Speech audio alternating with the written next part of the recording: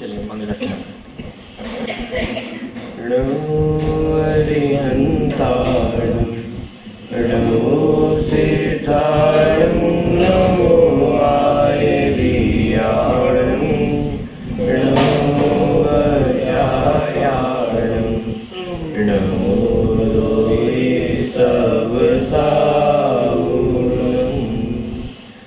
मंगलम भगवान वीरो मंगलम गौतमो गणी मंगलम कुंद कुंदाद्यो जैनि धर्मोस्तु मंगलम सर्वमंगल मांगल्यम सर्वकल्याणकारिकम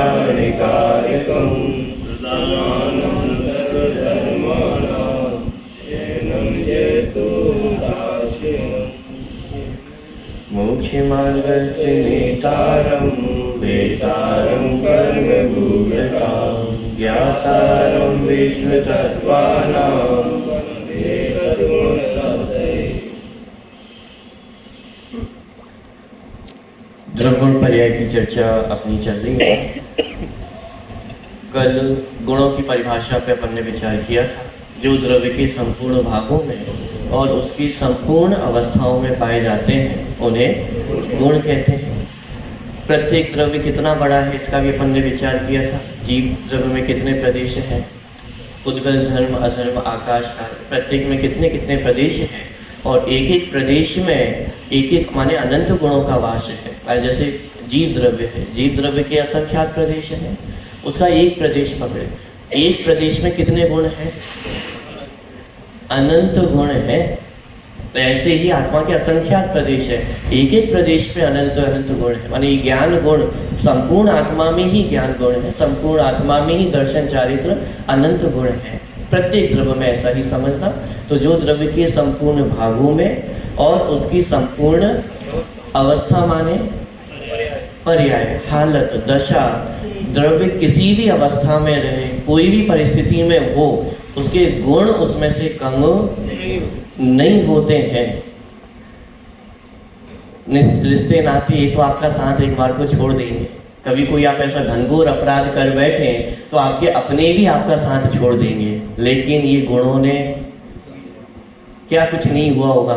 अनादिकाल से आज तक कौन सा भाव है जो हमने नहीं किया होगा। पंच परावर्तन पढ़ते हैं, भाव परावर्तन, अरे कैसे कैसे परिणाम हमने किए, हर प्रकार के तो भाव किए हैं, ऐसे वैसे भाव किए। यदि सुन ले तो कोई आपसे रिश्ता तोड़ ले लेकिन ऐसी परिस्थिति में भी इन गुणों ने हमारा साथ कभी भी नहीं छोड़ा है।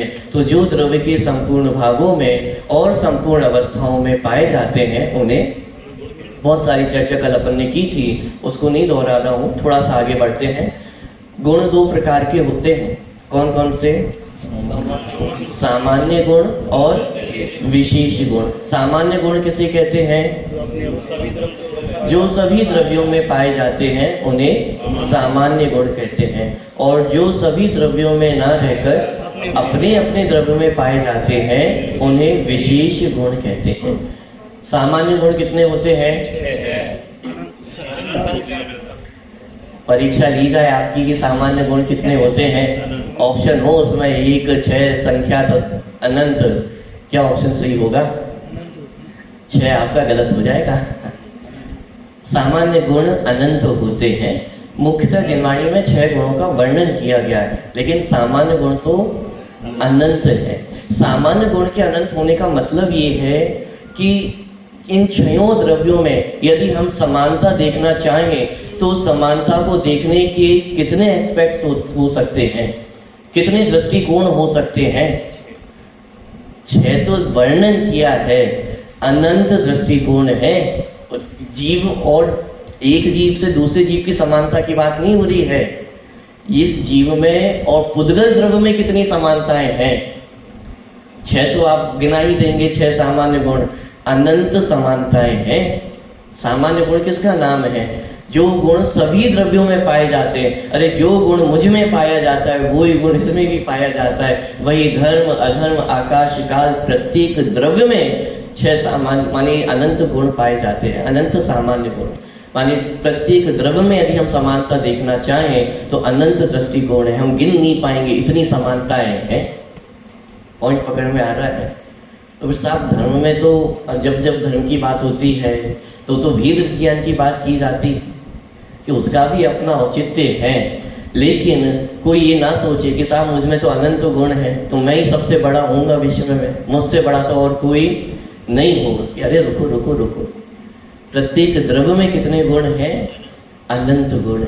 तो ये 6 सामान्य गुण तो जिनकी चर्चा दिनवाणी में मुख्यता से की जाती है। आप प्रश्न पूछेंगे 6 की ही चर्चा क्यों की, 2-4 की और कर लेते, पूरे 10 ही कर लेते राउंड फिगर में। 6 द्रव्य ही क्यों कहे, 7 तत्व ही क्यों कहे? 6 द्रव्य तो विश्व में होते हैं इसलिए 6 द्रव्यों का वर्णन किया है। 7 तत्व होते हैं इसलिए 7 तत्वों का वर्णन है। तो सामान्य गुण तो अनंत है ना, तो 2-4 और कर देते कि अरे भाई 10 का भी वर्णन कर देते तो प्रश्न तो वही रहता कि भाई 2-4 और कर देते, 15 कर लेते, 20 कर लेते। ये जितना आचार्यों को उचित लगा उन्होंने उतना वर्णन जिनवाणी में किया है। 6 सामान्य गुणों की चर्चा की गई है। अस्तित्व, वस्तुत्व, द्रव्यत्व, क्रम्यत्व, अगुरु लघुत्व और प्रदेशत्व। मैं बहुत ज्यादा विस्तार में नहीं जा रहा हूँ, आप सभी इन सारी चीजों से परिचित हैं ही। अस्तित्व गुण किसे कहते हैं?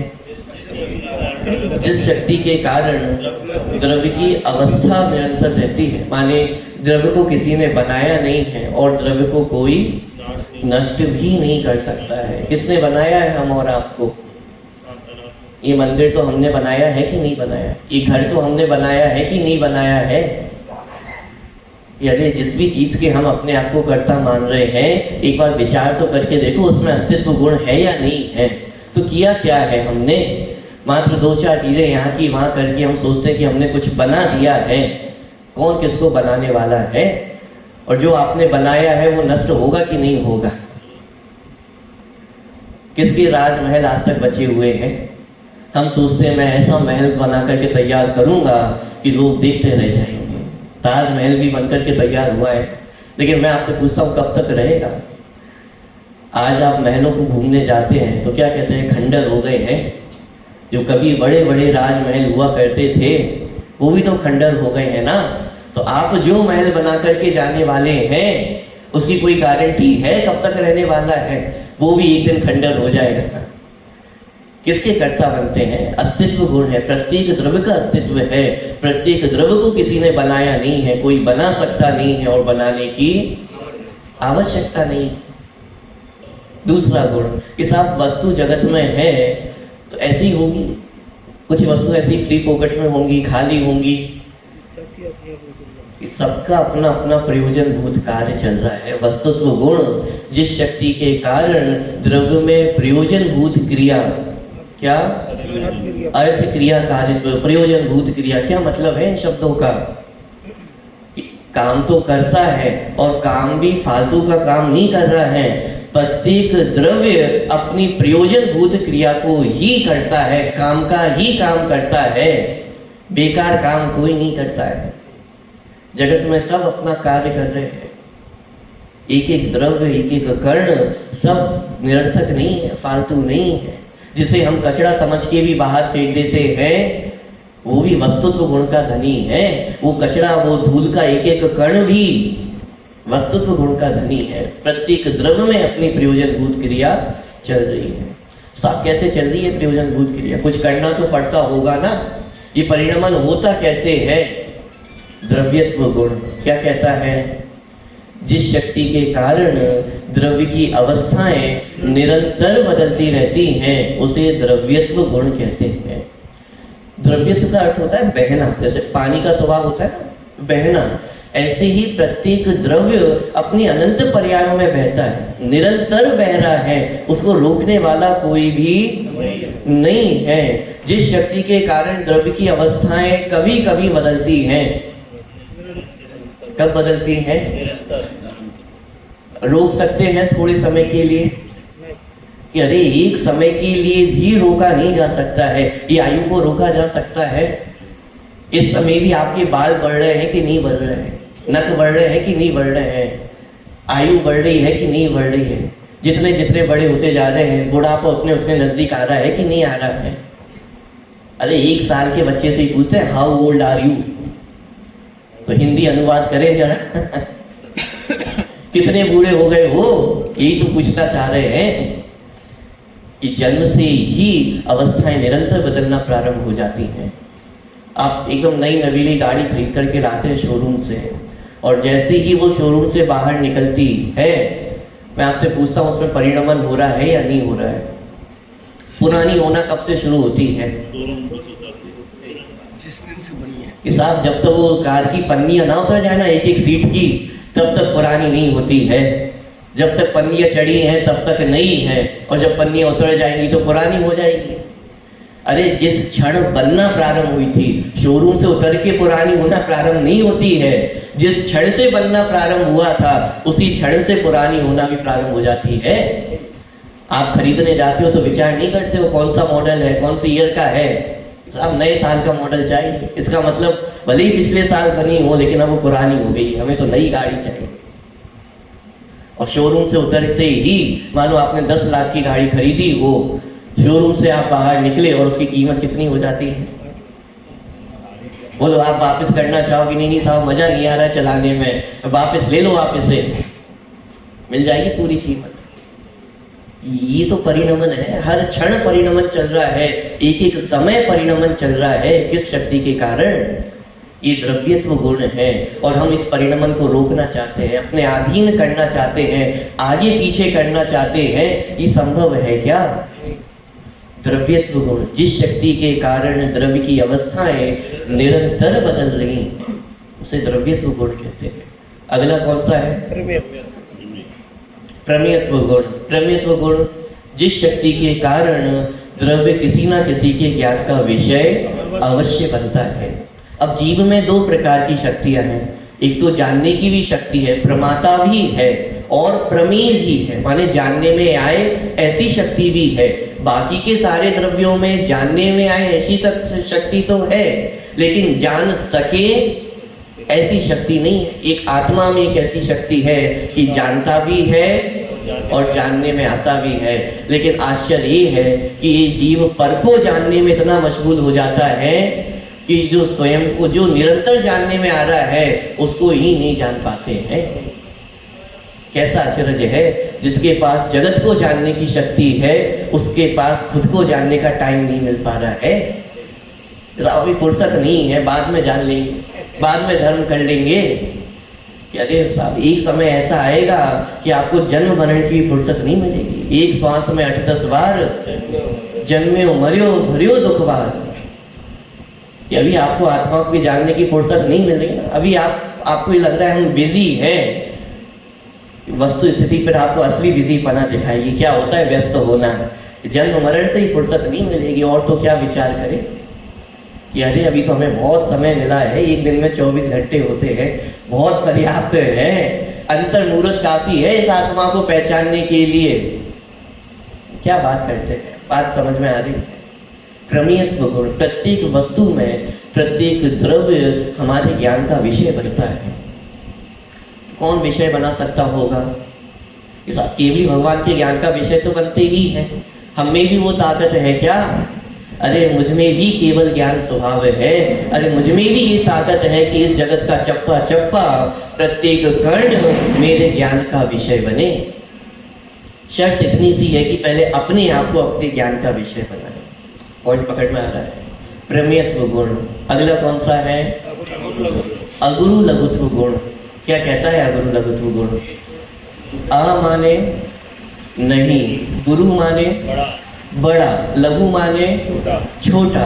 कि जिस शक्ति के कारण द्रव्य ना छोटा होता है ना बड़ा होता है, उसे अगुरु लघुत्व गुण कहते हैं। साहब छोटा बड़ा कब होता है? बड़ा तब हो कि जब कुछ बढ़ जाए, माने आत्मा के गुण जितने हैं उनमें 2-4 बढ़ जाए तो थोड़ा बड़ा हो जाएगा। लघु छोटा कब होगा? कि जो गुण है वो थोड़े कम हो जाए, घट जाए तो थोड़ा छोटा हो जाएगा। पूरी परिभाषा तो इस प्रकार की है, जिस शक्ति के कारण द्रव्य का द्रव्यपना कायम रहता है। द्रव्यपना कायम रहता है अर्थात एक द्रव्य दूसरे द्रव्य रूप नहीं होता है, एक गुण दूसरे गुण रूप नहीं होते हैं, और द्रव्य में रहने वाले अनंत गुण बिखर कर अलग अलग नहीं हो जाते।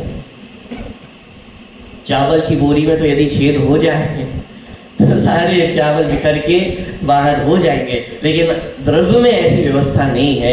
द्रव्य में कोई छेद नहीं होता है, द्रव्य से गुण निकल करके बाहर नहीं जाते। ये द्रव्य का द्रव्यपना है।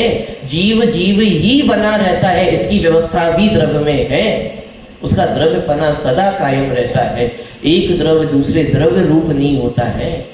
ये शरीर जीव के साथ कब से रह रहा है? कर्मों के साथ, शरीर के साथ जीव का संयोग कब से चला आ रहा है? अनादि का संयोग है। और संगति का थोड़ा बहुत तो असर होता ही होगा ना। जगत में तो हम कहते हैं ना कि अच्छी संगति करनी चाहिए, और ये जीव तो अनादि से किसकी संगति कर रहा है? तो दो चार गुण तो आपस में ट्रांसफर हो ही जाते होंगे। थोड़े बहुत ज्ञान पुद्गल ले लेता होगा, शरीर ले लेता होगा, और शरीर की दो चार विशेषताएं अरे आ जाती हैं। द्रव्य संग्रह उठा करके पढ़िए आप। आत्मा को मूर्तिक कहा है। किसका गुण है मूर्तिक? उद्गल द्रव्य का मूर्तिक स्वभाव है, गुण है। आत्मा को मूर्तिक कहा। संगति का यह असर है। शरीर की संगति करोगे तो यह आत्मा भी मूर्तिक कहलाने लग जाती है। दिखाई देती है क्या आत्मा? वो चींटी चल रही है तो दिखाई देता है। हम क्या कहते हैं? अरे वो जीव जा रहा है, जीव है तो दिखाई दे रहा है ना आंखों से। ये संसार में दशा हो जाती है जीव की, मूर्तिक कहलाने लगता है।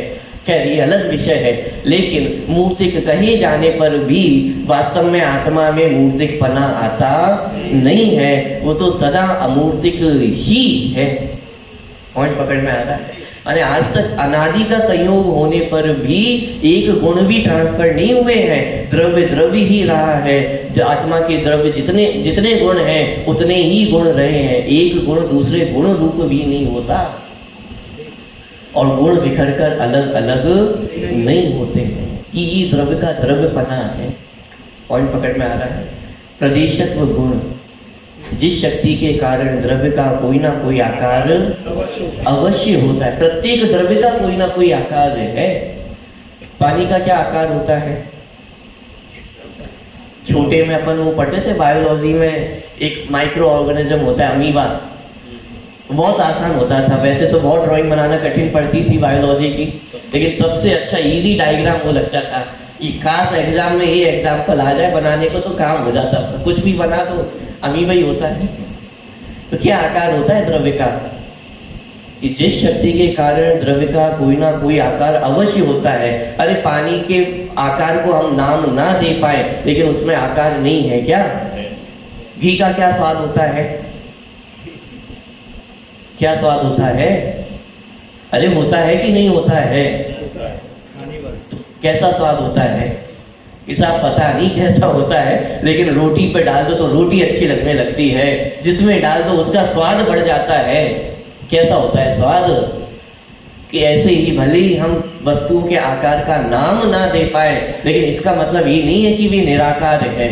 अरे आत्मा का भी अपना आकार है, प्रत्येक द्रव्य का आकार है। ये प्रदेशत्व रूपी किला है अपना, जिसके अंदर अन्य द्रव्य का प्रवेश संभव नहीं है। आकार है माने प्रत्येक द्रव्य की अपनी बाउंड्री है, अपनी सीमा है।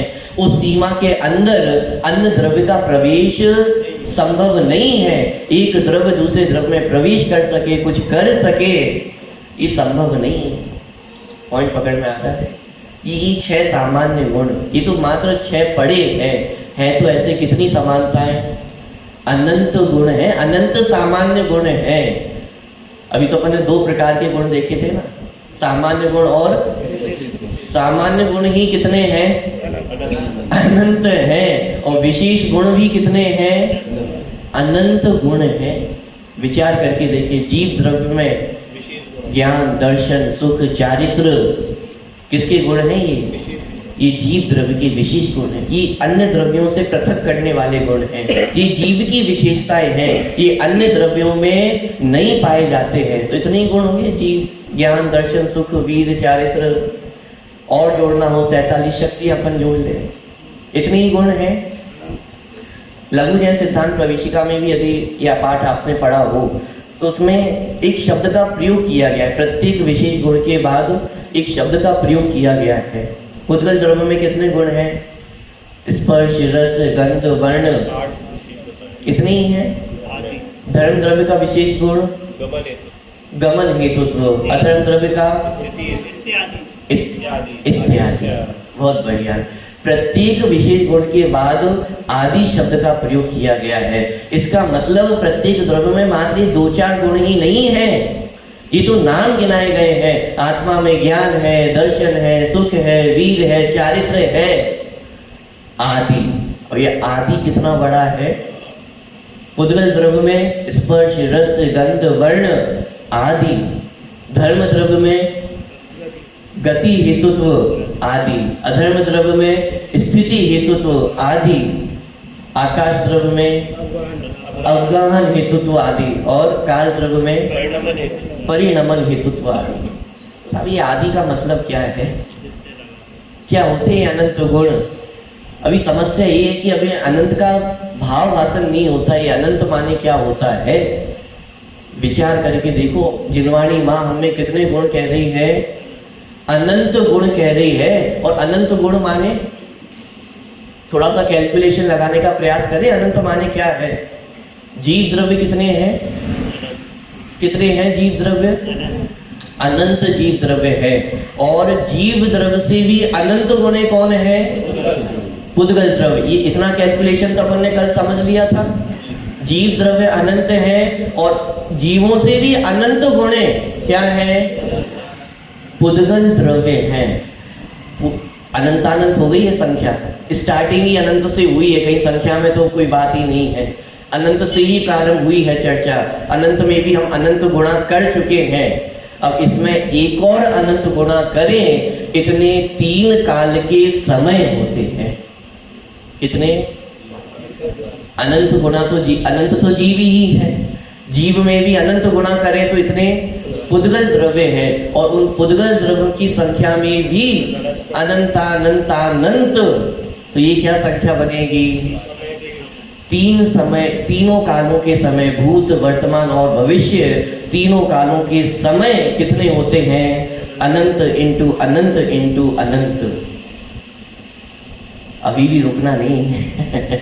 अब इसमें भी एक और अनंत गुणाकार किया जाए तो कितने आकाश द्रव्य के प्रदेश होते हैं। कल अपन ने समझा था ना, आकाश के अनंत प्रदेश है। अब ऐसे विचार करके देखो कितने प्रदेश है। अरे कोई अंत नहीं है। अनंत में कितनी बार मल्टीप्लाई कर लिया अपन ने? 3 बार तो मल्टीप्लाई कर लिया। 1 बार मल्टीप्लाई किया था तो पुद्गल द्रव्य तक पहुंचे थे। 2 बार मल्टीप्लाई किया तो समय प्राप्त हुए। 3 बार मल्टीप्लाई किया तो आकाश द्रव्य के प्रदेश प्राप्त हुए हैं। अब ये आकाश द्रव्यों के प्रदेशों में भी अनंत गुणा किया जाए तब जाकर के एक जीव द्रव्य के अनंत गुण प्राप्त होंगे। कितने? साहब जीव द्रव्यों में अनंत गुण होते हैं तो सब जीव द्रव्य को मिलाकर के अनंत गुण होते होंगे। अरे ऐसा नहीं है। एक द्रव्य में, एक जीव द्रव्य में कितने गुण हैं? अनंत अनंत अनंत अनंत अनंत अनंत अनंत गुण है। इसमें अभी भी आपको भाव भाषण नहीं हुआ होगा ये अनंत का मतलब क्या है। थोड़ा और खोलने का प्रयास करें। ये अनंत गुणों को गिना जा सकता है। आपको अनंत समय दिया जा रहा है तो गिन सकते हो। अरे सिंपल सा कैलकुलेशन उठा करके देखिए ना। 3 काल के समयों को तो हम 2 कदम पहले छोड़ करके आ गए हैं। अरे 3 काल के समय खत्म हो जाएंगे, आत्मा के अनंत गुण खत्म होने वाले। 3 काल के समयों से तो अनंत गुण आकाश द्रव्य के प्रदेश है और उनसे भी अनंत गुणा करें तब जाकर के एक जीव द्रव्य के अनंत गुण प्राप्त होंगे। अरे 3 काल के समय प्राप्त हो जाएंगे। आपको सुविधा दी जाए, आपके पास भरपूर समय है, एक समय में 1 गुण की काउंटिंग तो कर सकते हैं। 2 समय में 2 गुण आप गिन लेंगे। ऐसा कितना समय दिया जाए आपको कि आप पूरे अनंत गुणों को गिन लें? बोलिए, विचार करके देखिए। मान लीजिए आपके कोलारस में एक नया मंदिर बने। शर्त इतनी सी है कि मान लीजिए 1 लाख लोग हैं तो शर्त इतनी सी है कि एक दिन में एक व्यक्ति ही दर्शन कर सकता है और 1 लाख लोगों को दर्शन करना है। बोलो आपका नंबर कब आएगा? कब आएगा? कितनी आयु होती है हमारी? 100 वर्ष भी यदि आयु ले ले और दिन कितने हैं? कब आएगा आपका नंबर? विचार करके तो देखें। ये पूरी उम्र निकल जाएगी तो भी पता चला आपका नंबर नहीं आया। हर कोई तो 100 वर्ष जीने वाला नहीं है ना। विचार करके देखिए, पॉइंट पकड़ में आ रहा है। अब ऐसे विचार करके देखिए, आत्मा की जब अनंत गुण कहे जा रहे हैं, अनंत भगवान अनंत गुण कह रहे हैं, तो अनंत गुण का मतलब क्या है कि गिनने जाए तो गिनने की सामर्थ्य नहीं है। ये अनंत गुण इतने गुण हैं कि साक्षात तीर्थंकर भगवान की दिव्य ध्वनि में भी अनंत गुणों को कहने की सामर्थ्य नहीं। मैं वो तत्व हूं जिसका बखान साक्षात अनंत भगवान भी अपनी दिव्य ध्वनि में नहीं कर सकते हैं। अरे वाणी में इतनी सामर्थ्य ही नहीं है कि दिव्य ध्वनि में हमारे अनंत गुणों का बखान हो सके। मैं वो महिमावंत तत्व हूं। जैसे किसी को यदि क्रिकेट खेलना पसंद हो तो पूजन भक्ति भी किसकी करता है? क्रिकेट सचिन तेंदुलकर की करेगा। और बाय चांस मान लो आपके नगर में सचिन तेंदुलकर आ जाए और आपकी 2 तारीफ करके चले जाए, अरे ये तो पक्का इंडिया खेलेगा, तो बहुत बढ़िया बैट्समैन है, फूले नहीं समाएंगे। किसने तारीफ की है? साक्षात क्रिकेट के भगवान ने हमारी तारीफ की है। सचिन तेंदुलकर ने आकर के हमारी तारीफ की है, और बहुत ज्यादा नहीं, 2 शब्द बोल के ही गया था कि पक्का खेलेगा इंडिया। इतने में तो आपका पूरा जीवन बन जाएगा। अरे यहाँ तो ये कहा जा रहा है, हमारी तारीफ कौन कर रहा है? साक्षात तीर्थंकर भगवान अनंत देव। 1-2 ने नहीं किए, 24 के 24 करके गए हैं। वर्तमान में भी तारीफ चल रही है कि नहीं चल रही है आपकी? श्रीमंदर भगवान का 100 शरण लगा हुआ, किसकी तारीफें चल रही हैं? हमारी ही तो तारीफें चल रही हैं। और तारीफ इतनी है कि पूरा जीवन निकल जाए तीर्थंकर भगवान का भी, लेकिन तारीफ कम ना हो। लेकिन आज हमने अपनी क्या स्थिति बना रखी है? ये महिमा आती है कि अपनी कि मुझ में अनंत गुण भरे हुए हैं, और इन अनंत गुणों की कोई महिमा है क्या हमें? कैसे है साहब? विचारे हैं। क्यों विचारे? आदिनाथ भगवान की जब पूजन पढ़ते हैं तो पूरी जयमाला में अपने दुखड़े सुना देते हैं कि नहीं सुना देते? मारी दीन तड़ी सुनती, कैसा हूं मैं? विचारा हूं, कर्मों के बीच में पड़ा हुआ हूं। ये 8 कर्मों ने तो जीना मुश्किल कर रखा है। चलो 8 कर्म तो दिखते भी नहीं है, परिवारजनों ने जीना मुश्किल कर दिया है, समाज में जीना मुश्किल हो गया है। क्या बताए, सरकार ऐसी आ गई है, ये टैक्स भरना पड़ता है, ये करना पड़ता है, वो करना पड़ता है। क्या क्या करूं मैं एक अकेला आदमी? बोलो। यहां अनंत भगवान कह रहे हैं अनंत शक्ति का प्रभु है, और हम विचारे बनते फिर रहे हैं। ये विचारी दशा भी प्राप्त क्यों होती है? क्योंकि अपनी महिमा को नहीं पहचानोगे, तो अपनी शक्ति को नहीं पहचानोगे तो दुनिया भी धुतकारे। दुनिया में भी जो अपनी शक्ति को नहीं पहचानता है, अपनी महिमा को नहीं पहचानता है, दुनिया में भी उसको नहीं पूजा जाता है। यहाँ तो अपनी प्रभुता पहचानने का मार्ग है। धर्म कितना है? किसका नाम है धर्म? जब हम द्रव्य गुण पर्याय का विचार कर रहे हैं ना, आप एक बार बहुत शांति से मन में विचार करके देखना, धर्म आखिर किसका नाम है? मैं आपसे पूछता हूं, जीव वर्तमान में कहां पर है? मध्य लोक में है। इस 3 लोक की यदि नक्शे में अपन देखें तो अभी मध्य लोक में है, और मध्य लोक से यदि ऊर्ध्व लोक में पहुंच जाए तो क्या इसका नाम धर्म है? अरे ये तो पुद्गल परमाणु में भी हो जाता है, अधो लोक से ऊर्ध्व लोक तक पूरे घूम लेता है, पूरे 14 राजू। उसे तो एक समय लगता है पूरा ऊर्ध्व लोक से नीचे तक आ जाए, इतनी गमन करने की शक्ति है। तो मात्र ऊपर नीचे होने का नाम धर्म होता होगा? बहुत शांति से विचार करना, थोड़ा गंभीरता से। 2-4 चीजें यहाँ की वहां कर दी, इसका नाम धर्म होता होगा? 2-4 जिनवाणी के पन्ने हमने पलट के पढ़ लिए, क्या इसका नाम धर्म होता होगा? जैन भगवान के दर्शन करने आ गए, क्या इसका नाम धर्म होता होगा? ये तो हम मात्र एक स्थान से दूसरे स्थान का परिवर्तन कर रहे हैं ना। ये तो पुद्गल द्रव्य भी कर लेता है। धर्म किसका नाम है? तो आप क्या चाहते हो, ये सब नहीं करें क्या? अरे ये सब तो जैनियों का सदाचार है। सदाचार का मतलब क्या होता है कि जो सदा हमारे आचरण में रहे। धर्म की शर्त नहीं है इसमें कि दिन में भोजन करना, पानी छान करके पीना, नित्य देव दर्शन करना, षटकर्माणि दिने दिने, इसमें धर्म की शर्त नहीं है। अरे तो कोई अधार्मिक व्यक्ति भी हो लेकिन कम से कम जैनी कहलाना हो तो इतना तो सदाचरण है। ये जैन दर्शन का धर्म नहीं है, धर्म इससे बढ़कर के है।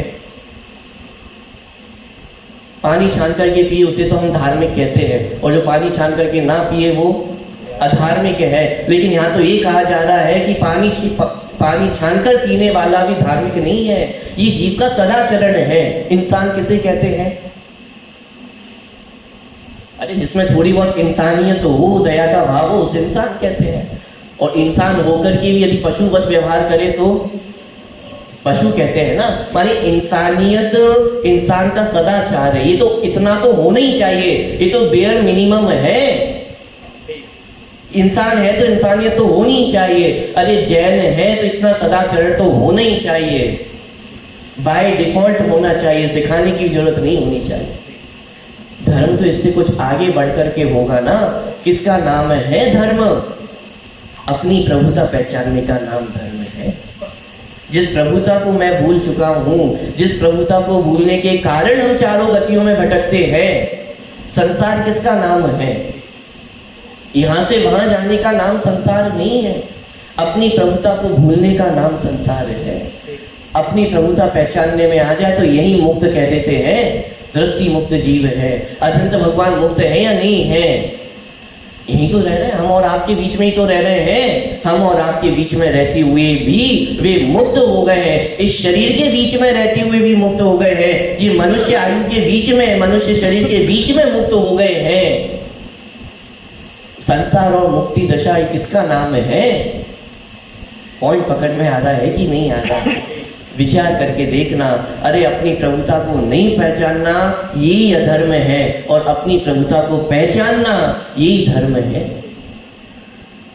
जब अपनी प्रभुता पहचानने में आती है तो सामने वाला भी छोटा दिखाई नहीं देता है। जब अपनी प्रभुता पहचानने में आती है तो मान नहीं होता है, मायाचारी नहीं होती है। क्यों करें मायाचारी? किस लिए करें मायाचारी? कुछ वस्तु प्राप्त करना हो इसलिए मायाचारी की जाती है ना। अरे जिसे अपने अनंत गुण का विश्वास हो गया हो और उसे मायाचारी करने की जरूरत हो? क्रोध आएगा उसे किसी पर? गुरुदेव श्री कहा करते भूले रो भगवान पर छे तो भगवान ने। ये भगवान का भरोसा किसके आधार से है? ये अनंत गुणों का संबल है ना, ये अनंत गुणों का आधार है। तो भगवान कह रहे हैं अरे भूला हुआ है तो है, लेकिन है तो भगवान ही। नरक में भी चले जाए लेकिन है तो भगवान। मनुष्य है तो भी है तो भगवान ही, तिर्यंच है तो भी है तो भगवान ही। अरे वो छोटा सा बालक भी है तो भगवान ही। कोई 5वीं कक्षा में फेल हो गया हो तो अरे है तो भगवान ही। उसके भगवान पनी में कोई कमी आई है क्या? एक गुण कम हो गया है क्या? इस रूप से विचार करके देख। ये अनंत गुण किसमें भरे हुए हैं? मुझ में भरे हुए हैं। लेकिन इन अनंत गुणों की तो हमें महिमा नहीं आती है। और महिमा किसकी आती है? सत्य धर्म के स्वरूप अपन ने विचार किया था। चमत्कारों की महिमा आती है। जगत में कितने अजूबे हैं? 7 अजूबे हैं। रात दुनिया में कुछ होना हो, ये 7 अजूबे तो देख करके जाऊंगा। 7 अजूबे देखने का तो भाव आता है, लेकिन एक ये जो अजूबा है अपने अंदर बैठा हुआ है, मैं जो अजूबा हूं, उसको जानने का तो विकल्प तक नहीं है, विचार तक नहीं है, फुर्सत नहीं है। विचार करके देखें धर्म किसका नाम है? पॉइंट पकड़ में आ रहा है। कितने गुण हैं आत्मा में? अनंत गुण है। इस प्रकार से विचार करके देखिए। जब इन अनंत गुणों का विचार आएगा, माने ये तो एक जीव द्रव्य के अनंत गुणों की बात चल रही है, ऐसे ही प्रत्येक द्रव्य में कितने गुण हैं? प्रत्येक द्रव्य में ही अनंत गुण है। कोई किसी से बड़ा नहीं है, कोई किसी से छोटा नहीं है। हम दिन रात इसी में लगे हुए हैं, मैं बड़ा बन जाऊं, मैं बड़ा बन जाऊं। क्या दम है बड़ा बनने में? अरे अनंत भगवान तो ये कह रहे हैं ना, हम अनंत दशा को प्राप्त कर लिए हैं, सिद्ध दशा को प्राप्त कर लिए हैं, तब भी बड़े हो गए क्या? कि जो साक्षात अनंत दशा को, सिद्ध दशा को प्राप्त हो गए हैं, वो ये दर्शा रहे हैं कि अरे तुम भी हमारे समान ही हो। जो निगूढ़ में सो ही मुझ में। ये ऐसी पंक्तियां नहीं कह दी गई हैं, ये अनंत गुणों के आधार से पंक्तियां कही गई हैं। अनंत गुण मुझ में भी है, अनंत गुण तुम में भी है। प्रत्येक द्रव्य में, प्रत्येक कण में कितने गुण हैं? किसको बड़ा कहें, किसको छोटा कहें, किसको अज्ञानी कहें, किसको ज्ञानी कहें? हम जिस ज्ञान का ग्रहण करते हैं वो ज्ञान सदा रहने वाला है क्या? ये क्षयोक्षम ज्ञान वास्तव में ज्ञान नहीं है जिस ज्ञान पे हम इतरा रहे हैं। पल भर नहीं लगता है पागल होने में। आप कल तक तो बहुत अच्छे थे और पता नहीं क्या हो गया, एकदम बुद्धि फिर गई और वो पागल खान ले जाना पड़ेगा। कोई भरोसा है क्या? ये आयु का कोई भरोसा है क्या? किस बात पे? चक्रवर्ती जैसों की भी संपत्ति नहीं बची। कहां गए इतने बड़े बड़े महल? कहां गई चक्रवर्ती की संपदा? जब उनकी संपत्ति भी नहीं टिकी, जब उनके नाम भी अमर नहीं होते हैं, किसके भरोसे बैठे हुए हैं?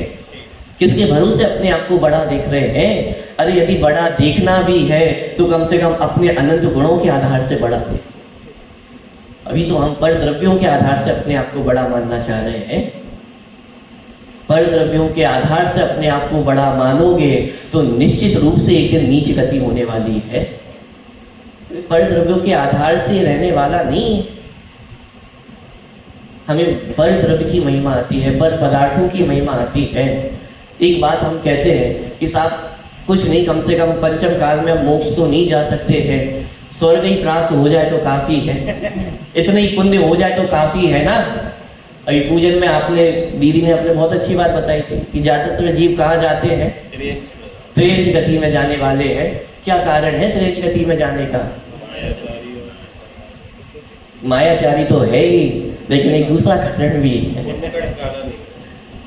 क्या कारण है? लॉजिक से प्रूफ नहीं होगा ना। लॉजिक से ही ये सिद्ध है कि त्रेच गति में सबसे ज्यादा जीव होंगे। क्यों? मनुष्य गति में सीटें निश्चित हैं, 29 अंक प्रमाण ही मनुष्य होते हैं, इससे अधिक मनुष्य नहीं हो सकते। माने आपको कहीं से मरकर की यदि मनुष्य पर्याय प्राप्त करनी हो तो सीट भी तो खाली होनी चाहिए। जैसे यूपीएससी का एग्जाम देते हैं, सीटें तो बहुत निश्चित हैं और एग्जाम देने वाले तो लाखों विद्यार्थी हैं। अरे टॉप से टॉप विद्यार्थी भी, एक एक नगर का टॉप विद्यार्थी भी यदि यूपीएससी में भेजे तो सबका सिलेक्शन नहीं होगा। सीटें ही नहीं है इतनी, सबको सीट दे दी जाए। 2-3 नंबर वालों की तो बात ही नहीं कर रहा हूं।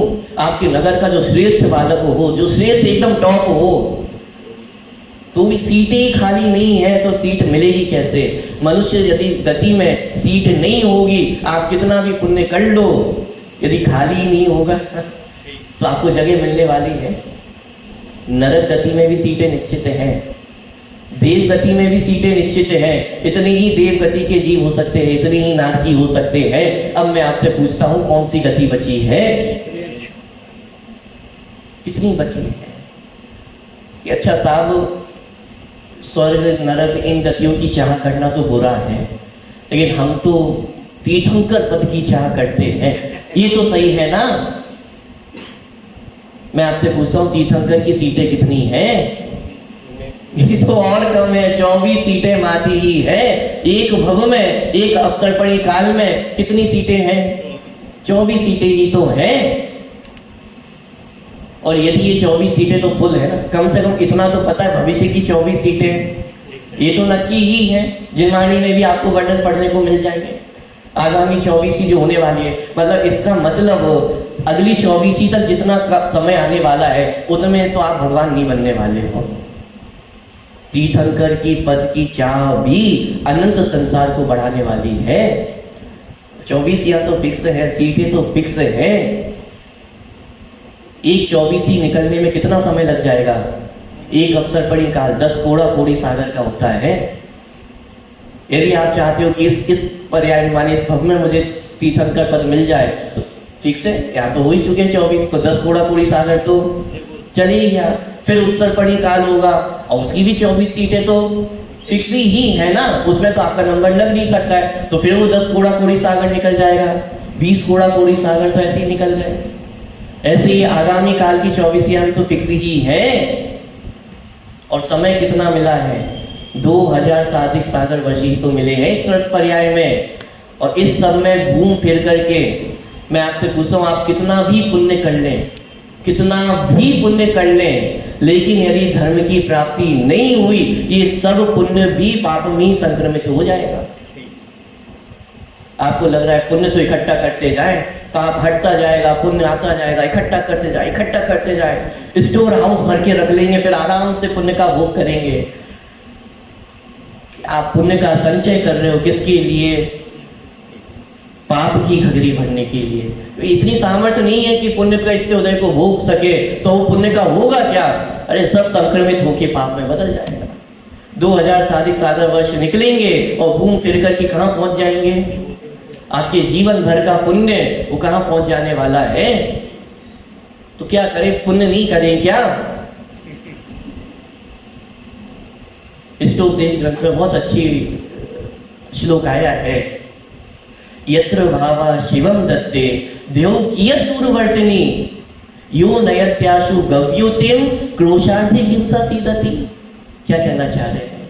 यत्र भावा शिवम दत्ते, कि अरे जो भाव मोक्ष को देने वाला हो, ध्रुव कियत दूरवर्तिनी, उससे स्वर्ग कितना दूर होगा।